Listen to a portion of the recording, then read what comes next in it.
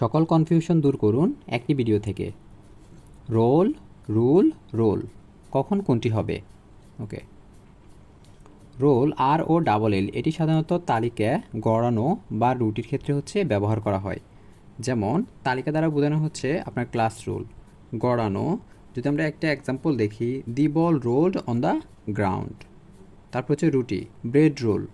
ওকে, এরপর rule, are U L E, rule এটি সাধারণত নিয়ম বা শাসনের ক্ষেত্রে ব্যবহার করা হয়। যেমন গ্রামারের নিয়ম বা গ্রামার রুলস। আর শাসনের জন্য যদি আমরা এক্সাম্পল দেখি তাহলে আমরা বলতে পারি the king ruled the country.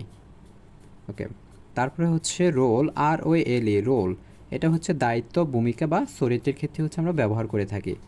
যেমন দায়িত্ব বা ভূমিকার জন্য যদি আমরা বলে থাকি তাহলে আমরা বলতে পারি teachers play an important role in education. এরপর চরিত্র, এটার জন্য আমরা বলতে পারি he played the role of a hero.